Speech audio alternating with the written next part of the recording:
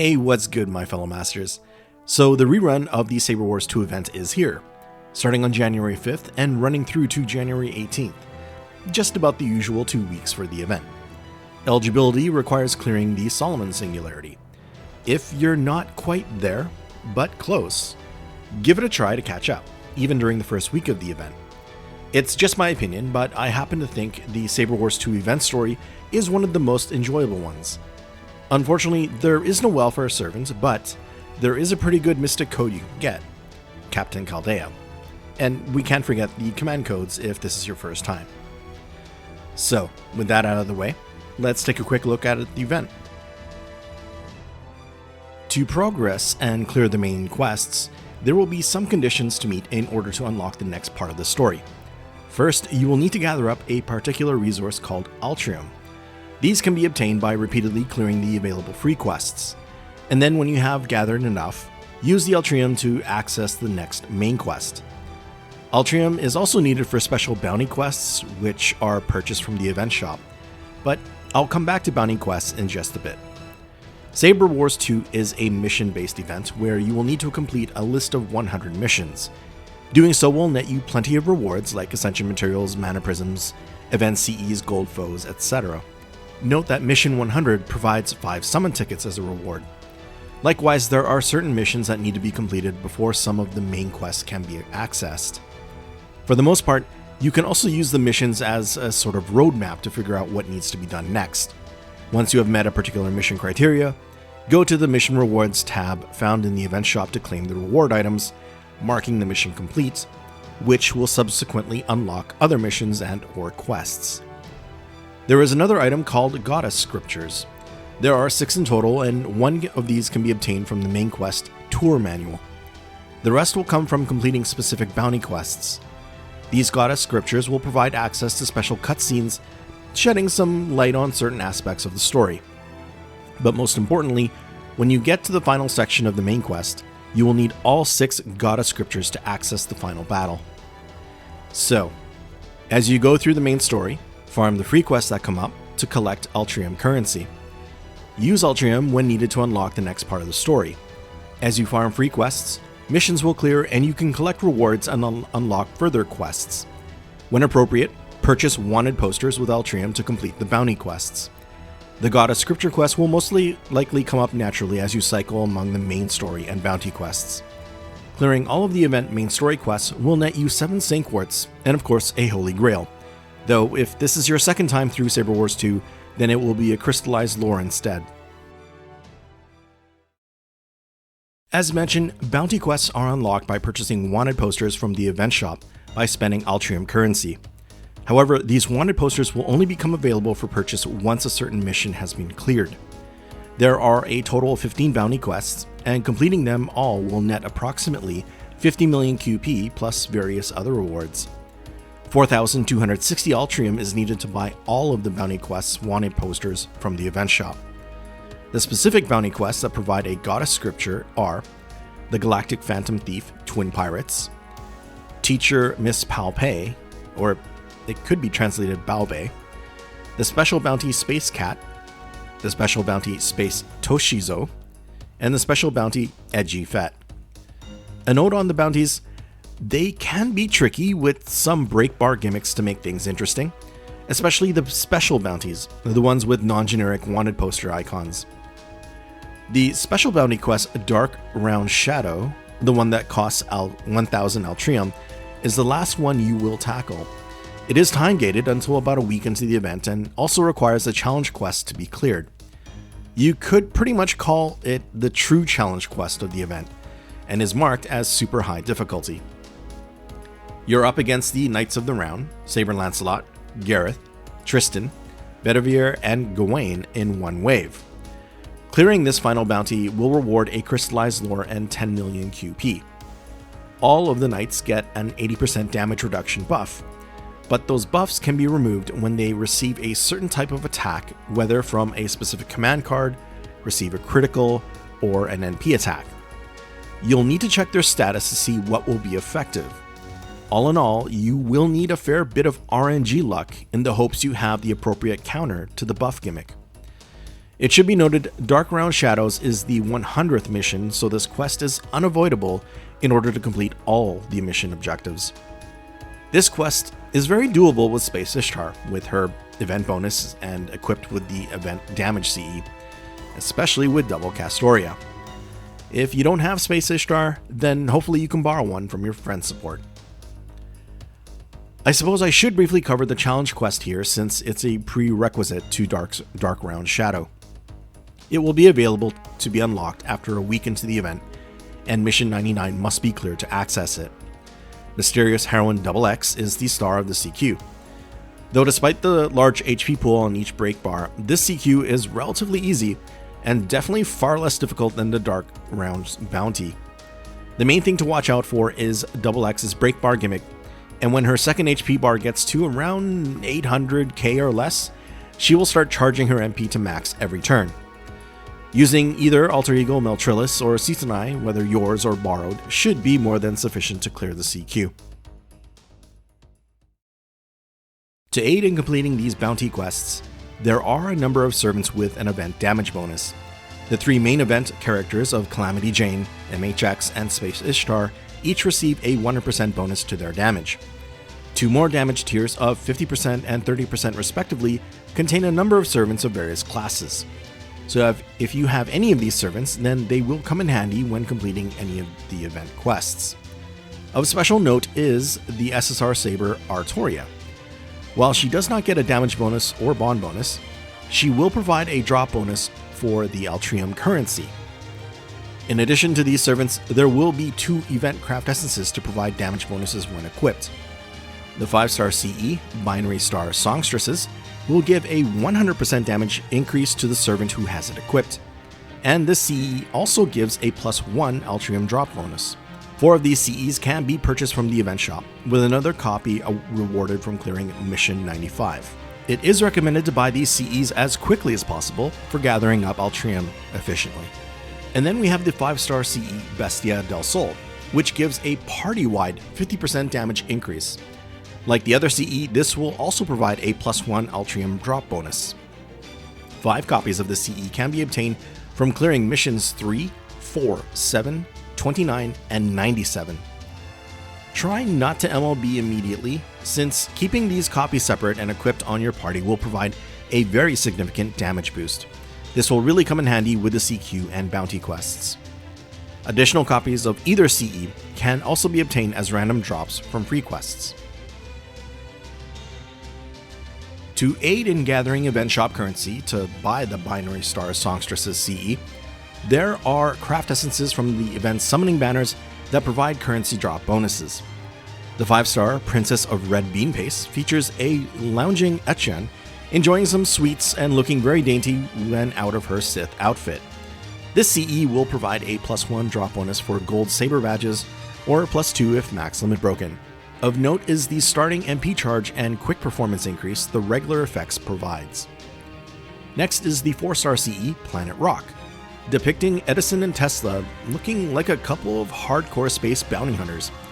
This has got to be the servant-verse version of them. Planet Rock provides a +1 to silver saber badge drops, or +2 for an MLB copy. And lastly, there is the 3-star Cultural and Martial Arts Simultaneously CE, showing off Australia multitasking like a boss, with a little help from Jaguar Warrior.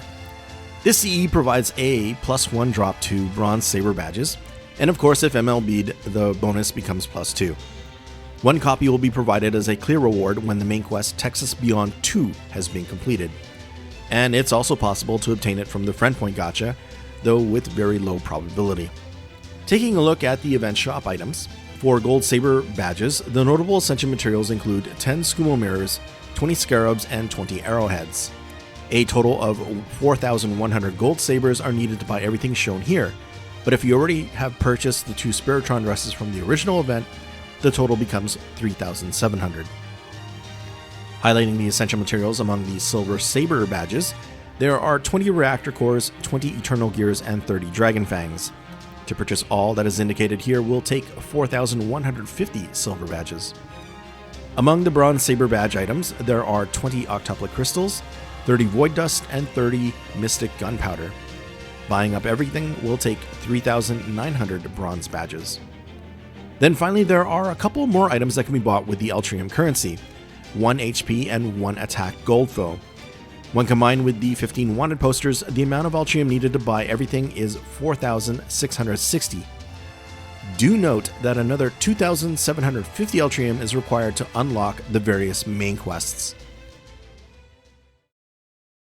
Here is a look at the various rewards you can get, starting with the first clear rewards. To highlight a few, the 2 crystallized lures, 7 gold and 3 silver apples from the free quests, something that I'm sure we're all a little low on since the Christmas lotto, and the aforementioned command codes.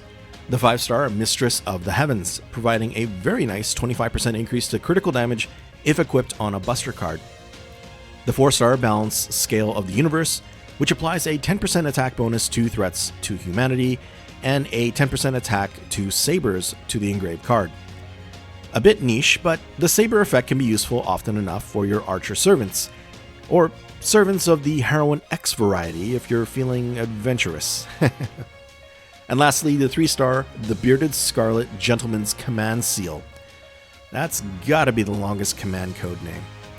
This is something that can be really useful if you have the Foreigner Yang Yufei, as it inflicts burn damage to a target for 3 turns when attacking with the engraved card. If you already have these command codes, then either a rare prism or a handful of mana prisms will be awarded in their stead. And for all the mission rewards, here's what you can look forward to. Among them, up to 900 Altrium to help offset some farming of that currency, another 5 golden apples to help with the replenishment, a fair amount of ascension material as you can see here, and a crystallized lore, and 5 summon tickets from missions 99 and 100 respectively. There are a total of 11 free quests for this event, and there are various mission targets spread throughout these free quests. So here is a breakdown to aid with farming for missions and currency. Texas Beyond, a mixed saber and berserker node, unlocks after clearing main quest Texas Beyond 1. Here, bronze badges are the dominant drop, with silver ones secondary. Of note, this first free quest is a good spot for sabers and humanoid enemies for missions. Big Blue Tank, an all berserker node, unlocks after clearing main quest Big Blue Tank 1. A decent spot for silver badge drops, along with some gold ones. This node has a good amount of sky attribute and demonic enemies for missions. Abyss Sargasso, an all caster node, unlocks after clearing main quest Abyss Sargasso 1. The majority of shop currency drops here are gold badges, with some bronze badges secondary. For missions, this node has a good number of sky attribute enemies. Zenjo, an all assassin node, unlocks after clearing Queen's High School 1. Bronze and silver badges drop here. For missions, this quest contains the highest number of sky attribute enemies. Green Kitchen, an all archer node, unlocks after clearing main quest Green Kitchen 1. Silver and gold badge currency drops here. This free quest is also a good spot for those earth attribute and humanoid missions, along with missions needing demonic enemies. Dark Mana, an all rider node, unlocks after clearing the main quest Dark Mana. Notably has the highest number of humanoid enemies, a good number of man attribute enemies, and the only node with hoodlum type enemies. For shop currency, gold and bronze badges drop here.